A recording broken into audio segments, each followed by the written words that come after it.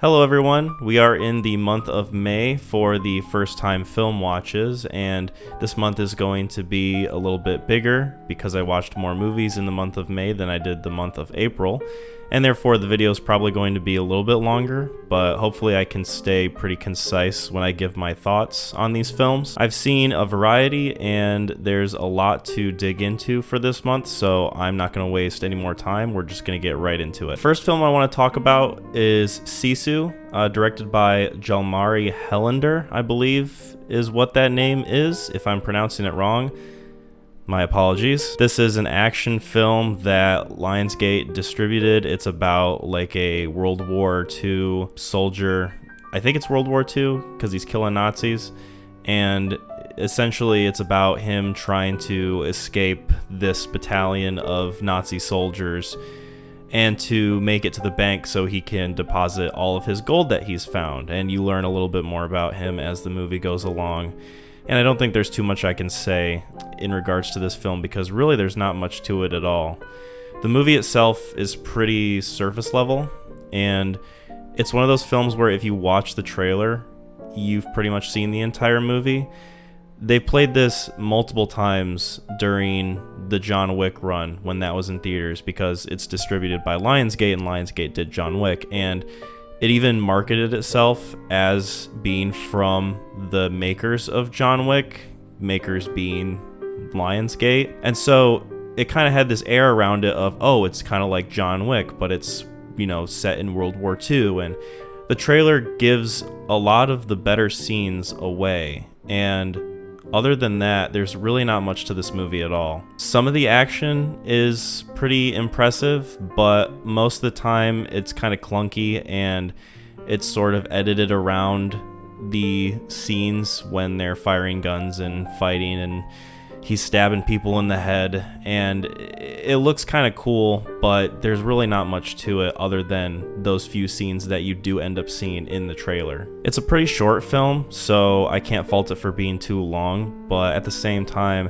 I wish it had more to offer in the way of action, in the way of character, just in the way of tone even, because that's one thing too that the John Wick films have that this film really doesn't, is a very specific type of tone. And this one has a tone kind of, but it's very, very muddled, and it doesn't really do anything that you haven't seen in a World War II setting movie before. I could go on some more, but I don't really want to talk about Sisu too much. It's not one that I would really recommend if you want to check it out. The best I could say about it is to watch the action scenes on YouTube when and if they're fully available, and just kind of stop there. I don't think this is one you really need to check out fully, so this is a 5 out of 10. Next film I want to talk about is High Life. It was directed by Claire Denis. I'm hoping I'm pronouncing that right. I know she's a French director, and it stars Robert Pattinson and Mia Goth, and they're essentially these astronaut characters who are all convicts, and they're all stuck on this same ship together, and the movie kind of chronicles their experience with being isolated on that ship with each other, and also finding out that they're sort of an experiment of sorts. I really did not like this movie. It's one of those where I've come across the poster many times, and it's looked intriguing, and I was interested in it because A24 did it, and because I really like Robert Pattinson as an actor. So really, one of the only positives I have of this movie is him and his performance. That being said, you don't really get much of him in this movie. You get a lot of the ancillary side characters like Mia Goth or the French actress that's in it that's sort of like the antagonist of the film, whose name I forget, so I apologize. Maybe I'll pop it on screen if I feel like it. But essentially, it's a very kind of slow burn, almost weird, kind of rapey, erotica, space sci-fi film. It's weird to me because this movie has gotten a lot of positive reviews. People just really like this movie overall, and I could not get into it. I really couldn't take it seriously. I thought a lot of the sexual scenes and the way they went about filming them is kind of poorly handled and unintentionally goofy to me. When you've got scenes where characters are like kind of sensually looking at each other, or like maybe not even doing that. It's hard for me to remember at this time. I've kind of tried to block this movie out of my memory, but there's essentially a scene where a character is like kind of in the corner like masturbating, and it's just it goes on for way too long, and it doesn't feel like there's any sort of point to it. I guess the point of this movie is to show that everyone's a pervert and everybody has like these weird fucking desires, and nobody can keep it in their pants, essentially. There's like a few rape scenes in this, and it's really off-putting and jarring, and you're supposed to like kind of glean some hope from it because it's a very dark movie, but at the same time I just can't take it seriously because of how it handles it in terms of the filmmaking, in terms of the tone. I felt like there were a lot of audio issues with this, weirdly enough. Like I had a really hard time hearing what the characters were saying, and it was like the sound design and the music and everything going on with that was just muffled for some reason or another. Like, it didn't feel like this movie had an impact on a technical level or a narrative level, at least not to me. There's character dialogue that feels really janky, and the actress that plays the antagonist, whose name I've forgotten, I'll put it on screen, maybe. I feel like her acting was really stilted and janky, and I know that she's like a more well-renowned French actress that has been in a lot of highly acclaimed movies, so I know that she's not a bad actress. I just think that the directing and the dialogue is just really poor. I'm trying to understand what it is people like about this film, and I'm having a hard time figuring out what exactly that is. So if there's anybody out there who genuinely loves this movie, I would like to hear your thoughts on it, because it's one of those things where I wish I liked it, because I do really like Robert Pattinson. I really do like Mia Goth, and like some of the cinematography is pretty interesting, and it's clear that Claire Denis had a vision, but I just don't think it was executed well at all. So High Life, I gave a 3 out of 10. It's just a mess, and I could not connect with it on nearly any level. The Ghost in the Darkness was directed by Stephen Hopkins and stars Val Kilmer and Michael Douglas, and is about these hunters in Africa who are attempting to build a bridge over this river, and the project keeps getting halted because there are these two lions, one of them named the Ghost, the other named the Darkness, and they keep attacking people. And it's like based off a true story, but it's debatable whether or not that story was embellished in any way and exaggerated over time. This is a movie that Mac recommended for the podcast, so I'm not going to talk about it too long. If you want to check out our full discussion of that, be sure to do so. I don't remember off the top of my head what episode number it is, but it's one of the more kind of recent ones that we've done. I think we have a good discussion about it. But my specific thoughts on this movie are, it really is not anything too special to me. I feel like this movie is very dated in a lot of aspects in terms of the character writing, the filmmaking, the music choices in it, and I feel like this is something that could have had potential if it was presented in a different way. How this movie is presented is it's very much given to you like a horror movie. These lions are acting as if they're Jaws, or it's some other kind of horror thriller film. I feel like the horror elements of this film could have worked if it was presented in a more subtle way, but they do a lot of horror tropes in this movie to make it feel like it's really dated, and it doesn't really feel like it has an identity in its own right. It just kind of feels like it's being derivative of horror movies that came out at the time and probably in the 80s. For what it's worth, I think Val Kilmer does a pretty good job. This is one of the few movies that he starred in that we've talked about on the podcast where I think he actually kind of gives a shit. And Michael Douglas is pretty good as his character. He's kind of the standout in this movie. And I guess it's because he was a producer on it, or his production company was involved, whichever one it is, I forget exactly, but needless to say, he had a heavy hand in how this movie went creatively, and he made his character a lot more involved than what was initially planned out from the beginning. And you definitely can tell that because his character specifically has this sort of badass mystique around him that is supposed to be kind of mysterious, and he's got a clear, scarred backstory, but it's one of those where, you know, he's kind of like living the best kind of life he can, and he's not worried about tomorrow, that sort of thing. There's a lot of editing choices that don't work, a lot of cuts that just feel really jank. I feel like if this movie was improved on a technical level overall, I would have liked it more, but for now it's a 5 out of 10. Not really interested in revisiting it, and you know, it's one of those things where I'm probably going to forget about it given like a year or two. Guillermo del Toro's Pinocchio was directed by, guess who? Guillermo del Toro, and is essentially an animated Netflix film that revolves around the Pinocchio story.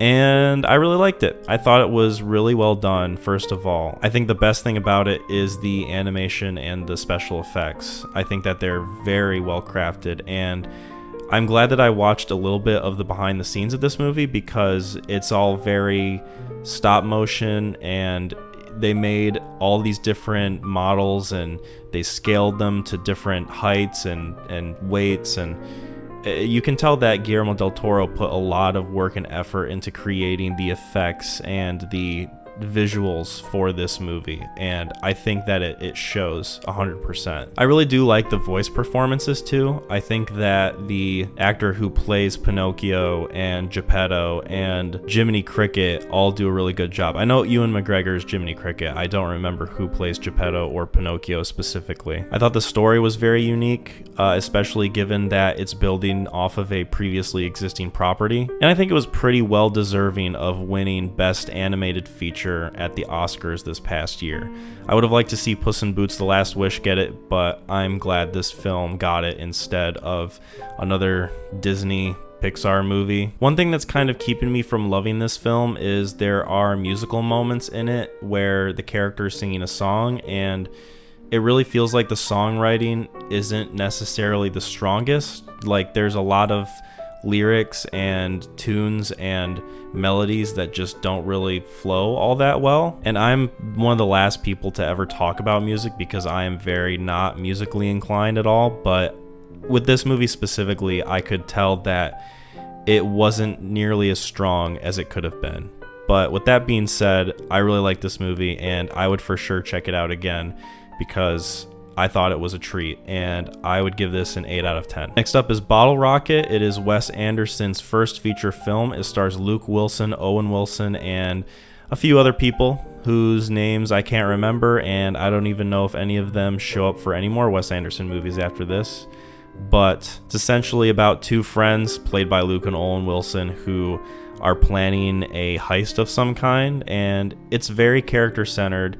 It's following these two who have a very interesting dynamic. Owen Wilson's character is very hyper and motivated and a little too eager to get the ball rolling on this said heist, and Luke Wilson is a lot more chill and laid back, and he's a lot more relatable of a character. You're supposed to kind of center yourself on him as somebody to follow in this film, whereas Owen Wilson's character is very hyper realistic and kind of cartoonish at some points. It's very interesting to watch this movie considering that it's Wes Anderson's first feature, and I'm guessing he probably had a really low budget when he made this because the production value is not nearly to the level of what his later films are, and I get that that's a limitation of him making his first feature film because he hadn't really set himself into that space yet, and he hadn't really established himself as a director at that point, so he had a lot to prove. And I really do take into consideration a lot of the technical limitations and the budgetary constraints and the different things that he probably had to deal with when making this film that presented themselves as a challenge. That being said, it is kind of a drag. The pacing is a bit of an issue for me in that it goes by pretty slow for a movie that in itself isn't really long at all. You can tell it's very messy. It doesn't really feel like it has any sort of clear goal in mind for what exactly it wants to be. Sometimes it wants to be about the heist, sometimes it wants to be more centered on the characters, sometimes it just wants to be focused on Luke Wilson. Then you're really supposed to glean from him and Owen Wilson's relationship in the film, and having those things in the film at the same time is fine. It just feels like they're all sort of jumbled and out of place, and that the structuring of it isn't really quite there. I think the performances are good for the most part. I think that Owen Wilson and Luke Wilson really do play their characters well. I think Luke Wilson, I would say I'm a bit more of a fan of in this film, just because his character and his performance is a little more restraint, whereas Owen Wilson's is a lot more loose and rapid fire and kind of out there.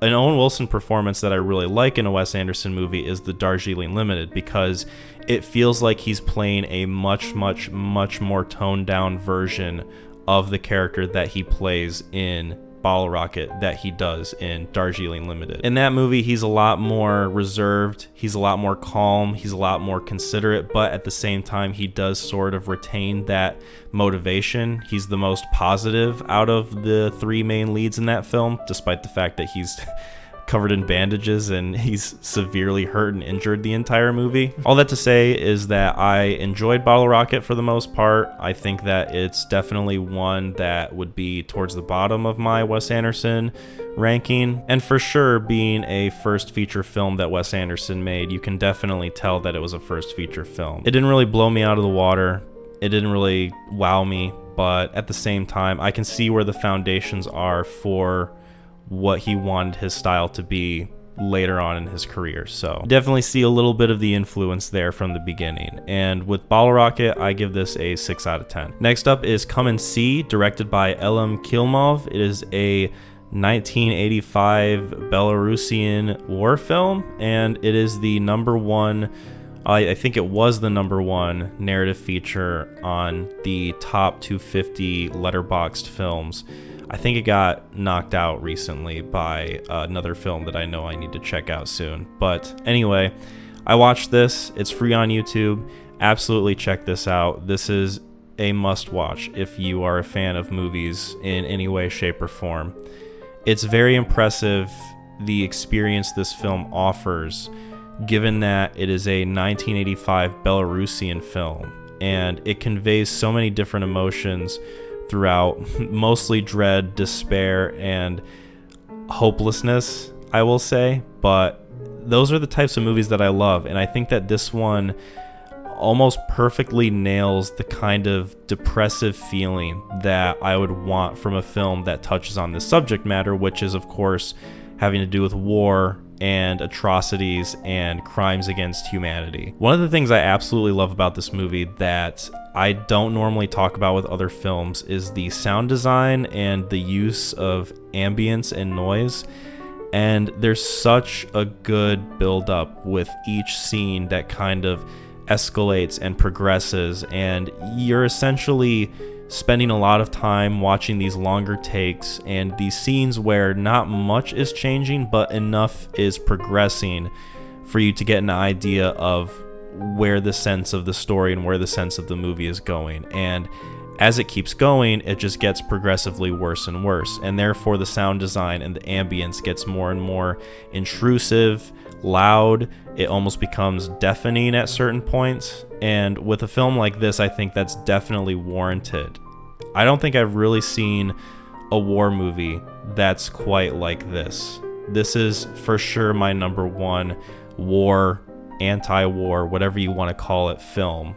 Now, obviously the acting I think is fantastic. I think that the makeup effects on the main character as they progress through the film, they visibly become older, they get more wrinkles, their hair changes, their entire expression throughout the film is just absolutely dreadful in a good way, and it's just effectively haunting. And I think that that is absolutely fantastic for a movie like this. I don't want to talk about too much of it because I really want people to check this movie out. I think that if you are a little more averse to dark, depressing, despairing movies, maybe wait until you're in a better headspace to check this film out. But if you're really curious about what an excellent anti-war film has to offer. I don't think you can get much better than Come and See. This is a 10 out of 10 for me, 100%. Next up is Fool's Paradise, directed by Charlie Day and starring Charlie Day, and he's essentially a Charlie Chaplin character. How many times can I say the name Charlie in the same sentence? I think that was 4, maybe 5. I don't know. Let's say one more time for good measure.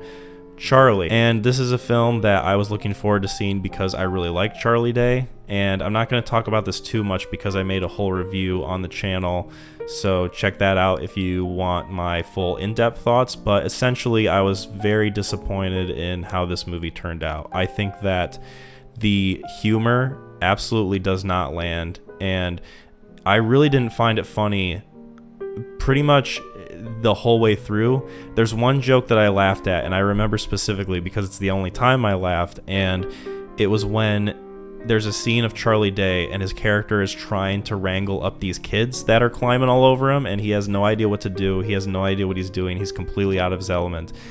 And I thought that was pretty funny because it caught me off guard, and it was physical humor. And I thought that the way the scene was framed was funny in the way it presented it. But other than that, a lot of what the humor of this movie derives from is characters being loud and bombastic and annoying. If you hear birds chirping, it's because I have the window open because it's fucking hot this whole week, despite the fact that I live in Michigan. So you get a little bit of bird noises here and there. Hopefully you like ambience like that. Hopefully it's a little bit more relaxing for you. But anyway, going back to the film, the characters, other than Charlie Day's character, are all loud, insufferable, and it gives me the sense that Charlie Day thought that loud equals funny when making this movie, or weird equals funny, or unusual equals funny. And I feel like there's got to be more of a point to the jokes that you're making when you present these characters in such a bombastic and unrealistic way. I feel like absurdism can be really great, especially when thinking about it in terms of Charlie Day being on Always Sunny, because Always Sunny is a show that embraces the absurdity of situations, and it kind of builds off of the ridiculousness of the characters. Where the humor comes in is the fact that these characters are despicable and that they're doing horrific things and horrible things, but they endure the consequences of it, and they go about it in the most daft and roundabout ways. You're laughing at them because they're making fools of themselves, essentially.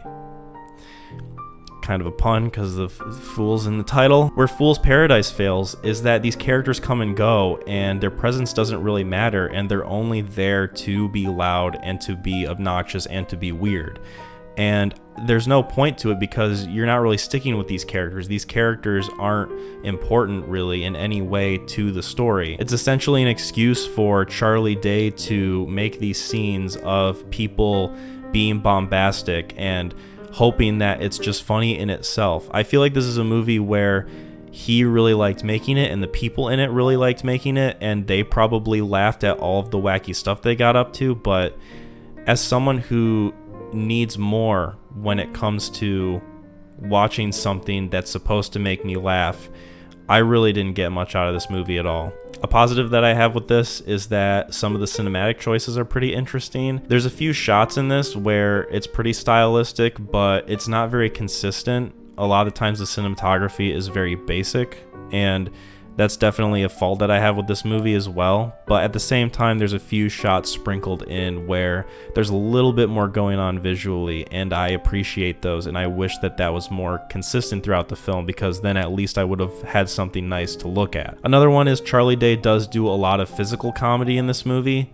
and despite the fact that it really didn't make me laugh much at all, I do appreciate the performance that he gives, and I think that the concept alone could work and could be interesting if it had just been done in a much better, much more interesting, much more in-depth way. One thing I want to touch on is I find it funny that the review I made for this movie is the most disliked video that I have on the channel, because people just automatically don't like an opinion that they disagree with, and people in the comments just feel the need to tell me that they like the movie, which I just find kind of amusing, because of course I know there's going to be people that like the movie.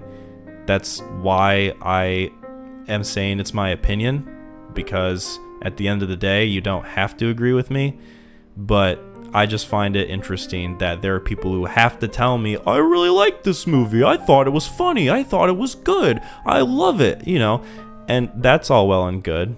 Can you explain to me why you enjoy it? And there are some people who have, but most of the time people just tell me, oh, I love this movie because blah, blah. Like, they don't even say because, they just say, oh, this movie was good. Yeah, I don't think so. Fool's Paradise is a 3 out of 10. It makes me sad because I love Charlie Day. He's one of my favorite people on the planet, and I love him on Always Sunny. But I just hope that the next movie he makes is nothing like Fool's Paradise. Galaxy Quest is a sci-fi film that was directed by Dean Parisot. I'm hopefully pronouncing that right, and stars Tim Allen, Alan Rickman, you know, rest in peace, Sigourney Weaver, and it's about these actors who are on a Star Trek-esque TV show when they're thrust into a real-life alien invasion situation, essentially. This one I'm not going to touch on too long either, because this is one we talked about on the podcast when we had Levi on, our special guest, so be sure to check that out. That is also one of the more recent episodes that we did. I think that overall this film is pretty fun, and I think that there's a lot to get out of this when talking about the characters specifically. I think that the characters are very interesting and they're varied enough to where you can really find a character that you like, and everybody who watches this movie I think could get something different of value out of it, whether or not you like Tim Allen's character or you like Alan Rickman or Sigourney Weaver or even Sam Rockwell, who I think is one of the better actors in this movie. I think that there's a lot to glean from in terms of the characters, and I really like how they're all portrayed. I think that the casting for this movie is absolutely one of the best things about it. Another thing I really like is it's very tongue-in-cheek, and it's a comedy first and foremost, and I think it really does a good job of balancing the comedic elements with the more dramatic, serious elements that every now and again pop up, but at the same time, it never feels like it forgets what kind of movie it is. It's always kind of tongue-in-cheek and comedic in a way, and that is something I really appreciate about it too. I think the pacing's pretty good. I don't think there's any really boring parts of this movie, particularly at all. And I really like the way they set up the characters. Like I said before, I just keep going back to them because I think they're one of the best parts of this film. Alan Rickman specifically is just fun to see in a more goofy role where his character is so consistently serious, even though he's wearing the alien prosthetic the entire time. You never see him take it off, and I think that that is just absolutely hilarious in its own, because there's so much comedy to glean from an actor who is known for being more serious, playing an actor who is known for being more serious, being in a movie that is very not serious. And it's one of the things that I really do like about it as well. Hopefully I'm not too repetitive with my thoughts on this, so forgive me, but there's just a lot of things that I enjoy, straight up, and there's not too much to talk about in depth because a lot of it is just my surface level enjoyment of what I watched when I watched this movie. One thing that's kind of a mess is the editing. There's a lot of dubbing that you can just clearly tell, and there's a lot of different choices that are made that have to kind of cut around it, and it feels like the editing process of this film was quite a mess, but they managed to put it together somewhat cohesively. Another thing too is obviously the special effects. It's a movie that came out probably almost 30 years ago now, and it's one of those where it's pretty dated because of the effects, but at the same time it kind of adds to the cheesiness and the sort of Star Trek inspired nature of it. So I can see where you would kind of juxtapose that with an actual critical mindset of having that thought of the special effects not being good, where you can just say, oh, but it kind of makes it a little more authentic when you're thinking about how it's inspired by Star Trek. Galaxy Quest I gave a 7 out of 10, for sure closer to an 8 than it is a 6, but it's one of those where if I watch it again, it might change. Who knows where it'll go, but I enjoyed it overall. Never Surrender, a Galaxy Quest story is the documentary that came out in 2019 on the, I think, 25th anniversary of Galaxy Quest. I could be totally wrong on that, but it's essentially a documentary that was made celebrating Galaxy Quest as a film and sort of remembering the different things that went into it and the cultural significance of it. And I liked it. It was an okay documentary. It gave some good insight into the inspirations of the movie and the sort of creative process that the director and the writers went through in order to get the movie made. I enjoyed the different segments where the actors sort of talked about their experience working with each other, and Tim Allen working with Alan Rickman, and the kind of interesting dynamic those two had. I think that this documentary could have been edited a lot better. In terms of production value, it feels very amateurish. It feels like something that, and despite the fact that it is just on YouTube for free that you can watch, it just quality-wise feels like a very long YouTube documentary. It doesn't really have the production value to keep me super invested in it, and I think that it could have done a lot better if it had been handled a little bit more professionally, if that makes sense. Also, this movie was directed by Jack Bennett, so there's the director for you. There's not too much else to say about this. It's just a straightforward celebration of Galaxy Quest, and it was interesting learning the things I did. I wish I could have learned a little bit more and had a little bit less of the touching on the cultural significance of Galaxy Quest. And while that stuff is interesting to learn about, I think that for me personally, I would have liked to know a little bit more of like what went into the movie on a creative level. But alas, here we are. But that's not entirely what we get. So for the documentary, Never Surrender, a Galaxy Quest story, I gave it a 6 out of 10. It's an okay documentary. Guardians of the Galaxy Volume 3 is James Gunn's third Guardians film, and it is the conclusion of the Guardians of the Galaxy trilogy. I think that this film is pretty great. I really didn't have that high of expectations going into it, especially with the fact that I really didn't care that much for the second Guardians of the Galaxy movie. I thought that while that film definitely had the consistent style that James Gunn is known for, I thought that the character writing was a little bit off, and that really kind of took away from the overall enjoyment I had of the film.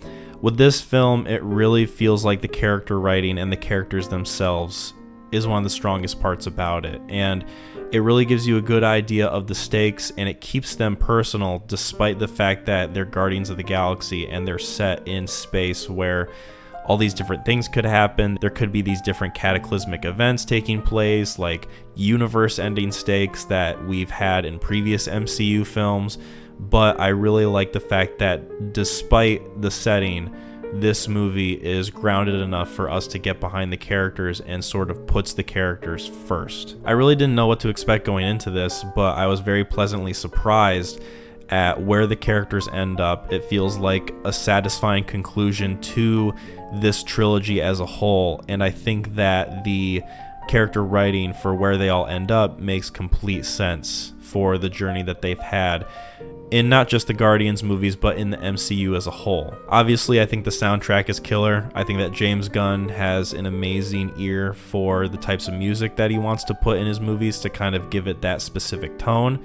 With this one, there's a few more modern than what used to be in his movies soundtracks in here, and I really like the way that they're implemented with the scenes that were shown. Some people had an issue with the villain and how the villain was just this screaming, kind of bombastic, almost one-note kind of character, but I like that the MCU and James Gunn in this film specifically have presented us with a villain that doesn't really try to throw in any sort of cheap, sympathetic angles with it. I like the fact that they are sort of a mustache-twirling villain because it really drives the motivation of the characters and how they have to handle the situation that's presented to them. Overall, really fun, enjoyable, and I thought that for the most part, the special effects were pretty good too, despite the MCU's latest run of films and TV shows being pretty cheap looking, so props to them for that as well. I think it's one of the better MCU films that I've seen since Spider-Man No Way Home. Glad I could check this out, because we're getting a lot of different superhero movies that are very generic, very uninteresting, don't really give a shit about the characters or the story or what's being presented creatively on a story level. It's just concerned with giving you a superhero movie, whereas this one, I really enjoy overall for the different elements and the things that it presents to me. So Guardians of the Galaxy Volume 3 is a 9 out of 10. I know it kind of sounds like I'm getting disinterested in the films I'm talking about, but that's only because my voice is kind of dying because I've been talking for a bit, and also because I'm very tired. So we've only got 2 more movies left. Bear with me. Thank you. Next up is The Fifth Element, directed by Luc Besson, and stars Bruce Willis and Mila Jovovich and Gary Oldman, and is a sci-fi epic that came out in the 90s, I believe. And it's essentially kind of like a, it's a space opera, quite literally in some points. This movie's pretty enjoyable for the most part. I really do like Bruce Willis in it, and I really like Gary Oldman as well. I think that they're both some of the best acting parts of this, and Chris Tucker as Ruby Rhod is just very iconic too. There's always a risk of a character like that being super annoying, and I'm sure to a lot of people, Ruby Rhod is one of the most annoying characters that they've ever seen in a movie. But to me, it sort of fit with the environment, and his character bounced off of the other characters pretty well for the most part. They don't really push him too much in your face. He's just kind of there, and he's loud, and he's obvious, but he's essentially a side character through and through. He doesn't really make himself more important than what he actually is. I like the sci-fi world that's built up by Luc Besson. I think that he has a pretty good idea of the type of world building that he wants to do with this film specifically.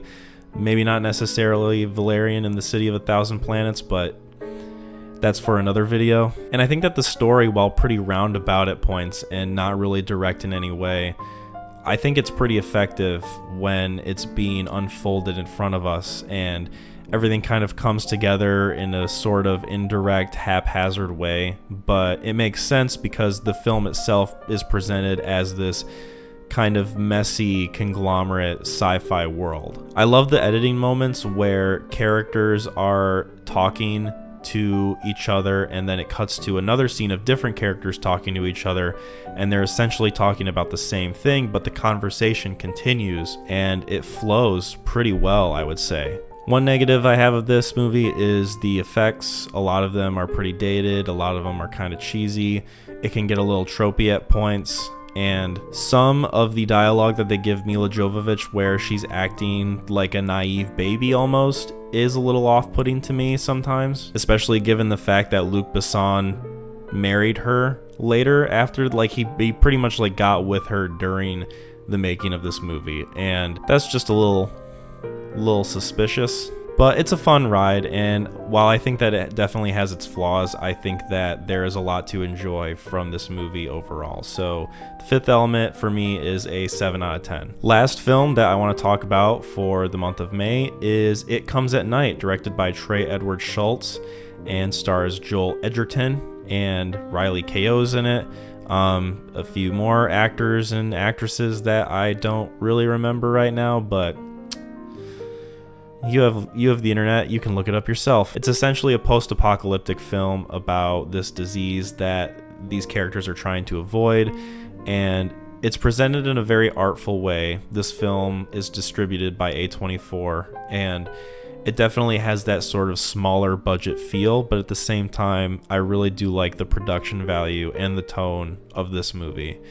I'm a sucker for post-apocalyptic films, and I think that this is one of the better ones that I've seen because it presents it in a very subtle way. A lot of the time with post-apocalyptic movies, it has to show you the toll and the damage and the disaster of everything, where you see the ruined cityscapes and the burnt down forests and the whole desolation of it, whereas this film is pretty much set entirely in the woods, and you get a good sense of the isolation, and it really leaves you room to imagine what the world is like outside of the woods that they live in.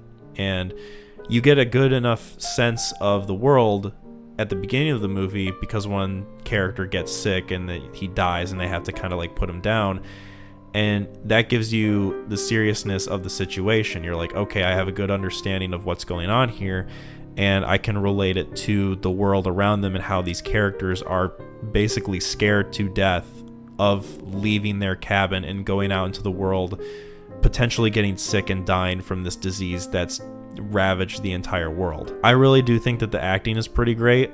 Joel Edgerton specifically is really good, and there's a moment that Riley Keough has towards the end of the film. I'm not going to spoil it, but it is absolutely powerful, and I think it's one of the best acting performances from her specifically that I've seen. There's a lot of different themes going on with this, and I think it's one of those films where if you're not really looking for them, they can kind of get lost on you. It's essentially pretty subtle in how it presents the themes and the overall messages of the film, and I feel like there's definitely multiple going on. Basically, it's a story about humanity and the different lengths that people have to go to in order to protect themselves and to protect their families, and the absolute darkness that some people are forced to undertake when in these situations. People have to be caring, but at the same time, people have to be selfish. And I think that when you think about those as a theme presented in a movie with this setting, it absolutely works the way it does, and especially because of the filmmaking. I think that the cinematography is really good. I think that overall, like, pretty much all of the technical aspects work. I wish this film was longer. I wish it delved more into the kind of mindset that these characters have, and I wish that it was more of a slower build to where you end up in the film, because I feel like there could have been a lot more between what the characters had to offer in terms of dialogue or development or character relationships, and I think that it really could have benefited from being fleshed out even more than what it already is. I really want to keep talking about this movie, but my voice is kind of dying, so I will just leave with this thought. I think that if I watch this movie again, I might bump my rating up, or I might keep it the same, but I think it's one of those where I keep thinking back to it and how much I really do appreciate the different elements that were put into this film. So It Comes at Night, I gave an 8 out of 10. It might maybe get bumped up if I ever decide to watch it again, but we'll see where my mindset is at. For sure, I really do enjoy this film, and I think that if you like post-apocalyptic stories with intimate character moments and kind of a slower build, I think that you'll really enjoy this. All right, my voice is dying, so I'm going to sign off kind of quick, but thank you guys for checking this out. Be sure to subscribe to the YouTube channel if you haven't already. The month of June video is going to come out 2 weeks from when this video gets released, and be sure to check out the podcast if you haven't already. Give us some nice ratings on Spotify or Apple Podcasts, and we got some merch too, so check that out if that's something that you would be interested in. Thank you guys so much for watching. I appreciate it, and let me know if you like my mustache or not. It would mean a lot. Bye bye.